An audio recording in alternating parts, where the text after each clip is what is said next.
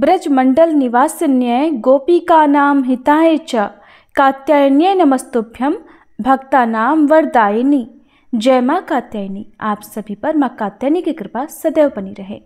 प्रिय श्रोताओं, माँ भगवती के छठे रूप की आराधना करने का ये शुभ अवसर है। ये वही शक्ति स्वरूपा हैं जो पापियों का नाश करने और भक्तों का उद्धार करने के लिए प्रकट होती हैं। आज हम उन्हीं जगत जननी माँ कात्यायनी की कथा का पवित्र श्रवण करेंगे।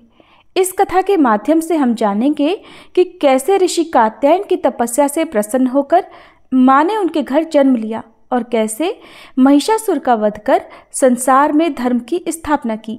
आइए भक्ति भाव से आज की पवित्र कथाओं का श्रवण करें।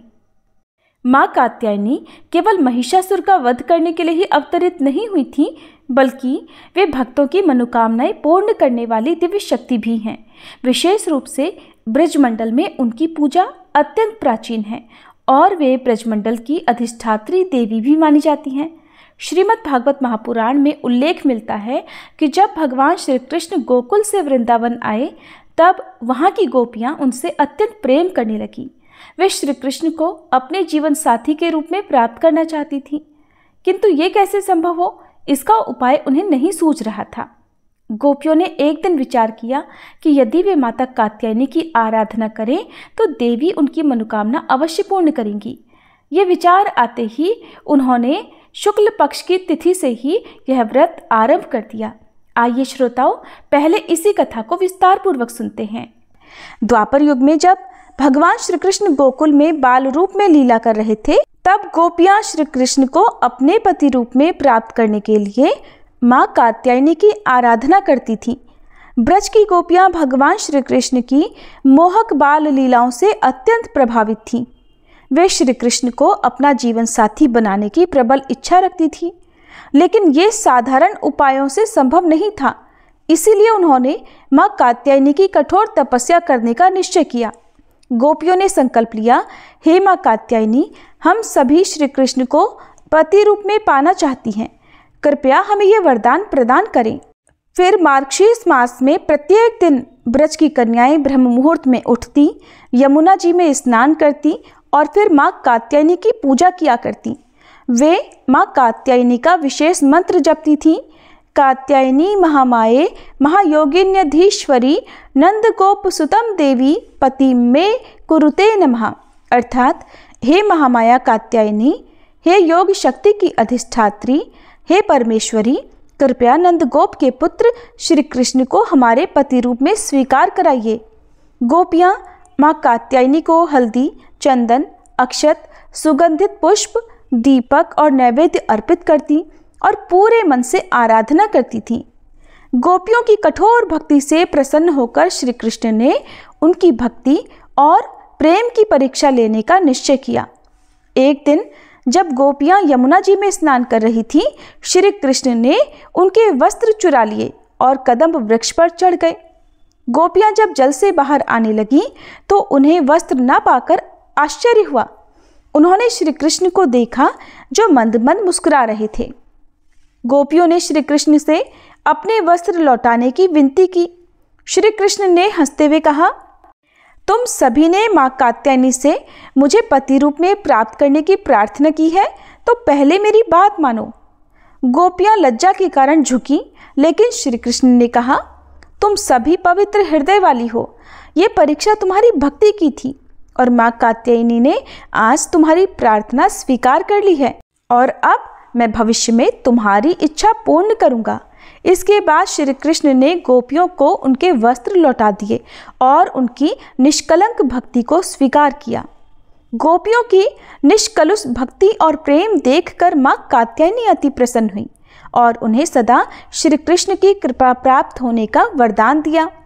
बाद में जब रास लीला हुई, तब श्री कृष्ण ने इन्हीं गोपियों के साथ ब्रह्मानंद स्वरूप रास नृत्य किया, जो भक्ति और प्रेम की परम सिद्धि मानी जाती है।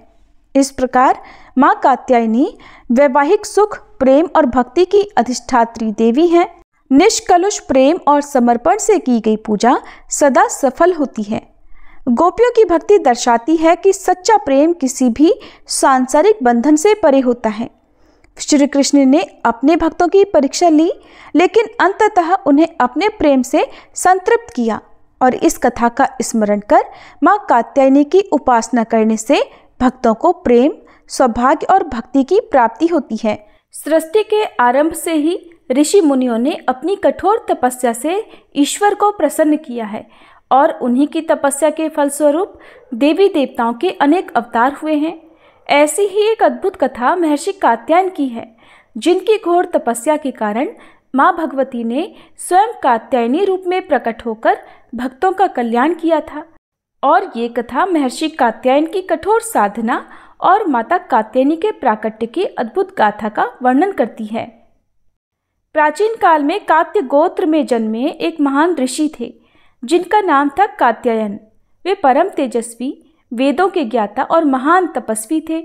उनका आश्रम गंगा के तट पर स्थित था, जहाँ वे ध्यान, यज्ञ और तपस्या में लीन रहते थे। उनके शिष्य दूर दूर से ज्ञान प्राप्त करने आते थे और उनके तपोबल से पूरा क्षेत्र दिव्यता से भरा रहता था। महर्षि कात्यायन अपने पूर्वजों की तरह देवी भगवती के अनन्य भक्त थे। उन्होंने जीवन भर माता की आराधना की और उनकी कृपा पाने के लिए कठोर तप किया। वे चाहते थे कि स्वयं माँ भगवती उनके कुल में जन्म ले और उनकी पुत्री बनकर संसार के कल्याण के लिए अवतरित हो।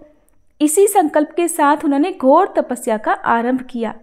महर्षि कात्यायन ने हिमालय की गुफाओं में जाकर माता भगवती की तपस्या आरंभ की। उन्होंने जल का भी त्याग कर दिया और केवल वायु पर ही निर्वाह करने लगे। वे निरंतर देवी के मंत्रों का जाप करते ओम ऐं ह्रीं क्लीं चामुंडाय विच्चे अनुष्ठान करते और अपने चित्त को एकाग्र करके देवी के ध्यान में लीन रहते। ऋषि की तपस्या इतनी प्रचंड थी कि देवता भी चकित हो गए। इंद्रदेव, वरुण देव, अग्निदेव और अन्य देवगण इस अद्भुत तप को देखकर सोचने लगे कि महर्षि कात्यायन की साधना से अवश्य ही कोई दिव्य घटना घटने वाली है। ऋषि ने वर्षों तक केवल पत्तों और फलमूल पर रहकर उपवास किया। धीरे धीरे उनकी तपस्या और कठोर होती गई और वे जल का भी त्याग कर केवल ध्यान में मग्न रहने लगे।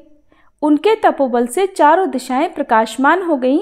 देवताओं के लोक तक ऊर्जा की तरंगे पहुंचने लगी। जब महर्षि कात्यायन की तपस्या चरम पर पहुंच गई, तब एक दिन आकाश से दिव्य प्रकाश प्रकट हुआ।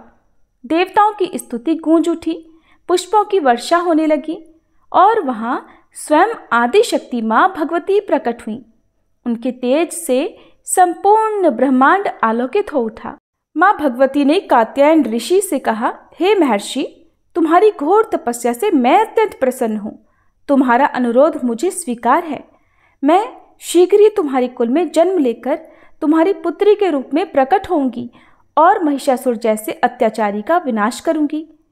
मां भगवती के वचन सुनकर कात्यायन ऋषि की आंखों में आनंद के अश्रु छलक पड़े। उन्होंने देवी की स्तुति करते हुए कहा, हे माता, यदि आप मेरे कुल में जन्म लेंगी तो ये मेरा परम सौभाग्य होगा। कृपा करके इस समस्त सृष्टि का कल्याण करें और अधर्म का नाश करें। माता ने ऋषि को आशीर्वाद दिया और अंतर ध्यान हो गई। अब कात्यायन ऋषि को विश्वास हो गया कि शीघ्र ही माँ भगवती उनके कुल में जन्म लेंगी और संसार के सभी भक्तों की रक्षा करेंगी। इसी समय असुरराज महिषासुर अपने अत्याचारों से तीनों लोगों को त्रस्त कर रहा था। उसने देवलोक पर आक्रमण कर इंद्र को हराकर स्वर्ग पर अधिकार कर लिया। उसके कारण ऋषि मुनियों के यज्ञ बाधित हो रहे थे। धरती पर त्राही त्राही मची थी और देवगण अत्यंत चिंतित थे। महिषासुर के अत्याचारों से व्याकुल होकर सभी देवता भगवान ब्रह्मा, विष्णु और महेश के पास पहुंचे और उनसे रक्षा की याचना की। तब त्रिदेवों ने अपने अपने तेज का अंश मिलाकर एक दिव्य शक्ति प्रकट की, जो माता कात्यायनी के रूप में अवतरित हुई। और इस प्रकार ऋषि कात्यायन के घर पुत्री रूप में जन्म लेने के कारण ही माँ का एक नाम कात्यायनी पड़ गया। सभी मिलकर प्रेम से बोलिए, माँ कात्यायनी की जय। अब आज की कथा का समापन करने से पहले हम सभी माँ दुर्गा के 108 नामों का जाप करें। ओम उमाये नमः, ओम श्रेये नमः, ॐ भारत्ये नमः। ॐ भद्राये नमः। ॐ शर्वाण्ये नमः। ॐ विजयाय नमः। ॐ जयाय नमः। ॐ वाण्ये नमः। ॐ सर्वगताय नमः। ॐ गौर्ये नमः। ॐ वराह्ये नमः। ॐ कमलप्रियाय नमः। ॐ सरस्वत्यै नमः। ॐ कमलाय नमः। ॐ मायाय नमः। ॐ मातङ्ग्ये नमः। ॐ अपराय नमः। ॐ अजाय नमः। ॐ शाकम्भर्ये नमः।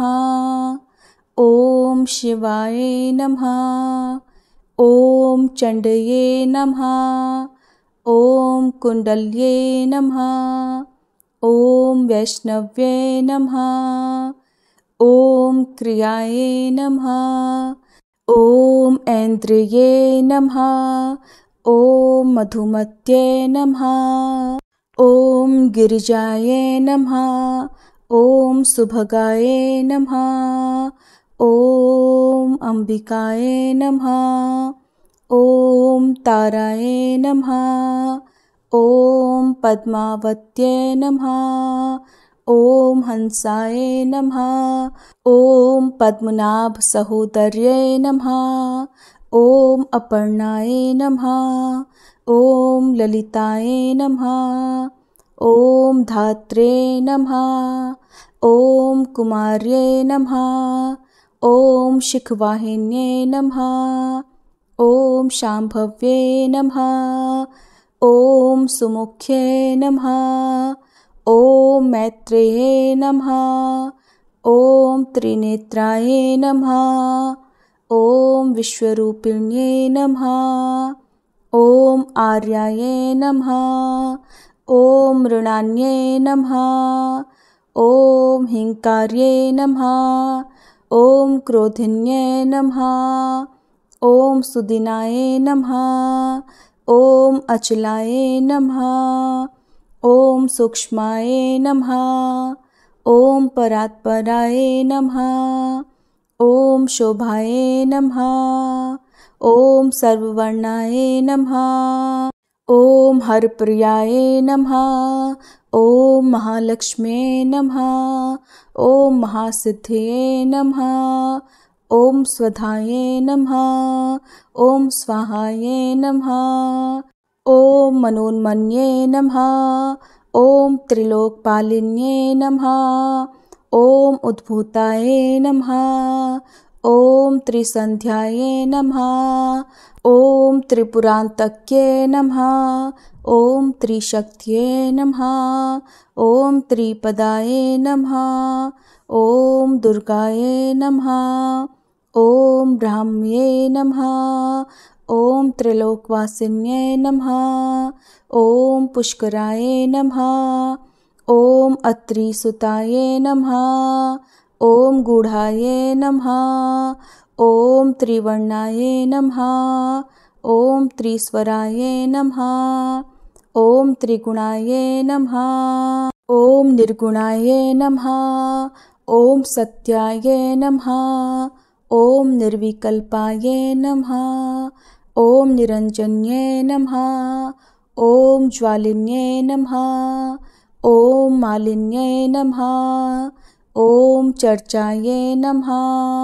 ॐ कृव्यादोपनिबर्हिण्ये नमः। ॐ कामाक्ष्ये नमः। ॐ कामिन्ये नमः। ॐ कान्ताय नमः। ॐ कामदाय नमः। ॐ कलहंसिन्ये नमः। ॐ सलज्जाय नमः। ॐ कुलजाय नमः। ॐ प्राज्ञे नमः। ॐ प्रभाय नमः। ॐ मदनसुन्दर्ये नमः। ॐ वागीश्वर्ये नमः। ॐ विशालाक्ष्ये नमः। ॐ सुमङ्गल्ये नमः। ॐ काल्ये नमः। ॐ महेश्वर्ये नमः। ॐ चण्डये नमः। ॐ भैरव्ये नमः। ॐ भुवनेश्वर्ये नमः। ॐ नित्याये नमः। ॐ सानन्दविभवाय नमः। ॐ सत्यज्ञानाय नमः। ॐ तमोपहाय नमः। ॐ महेश्वर्यप्रियङ्कर्ये नमः। ॐ महात्रिपुरसुन्दर्ये नमः। ॐ दुर्गा परमेश्वर्ये नमः। ॐ दुर्गाये नमः। बोलिए साचे दरबार की जय। माँ दुर्गे भवानी की जय।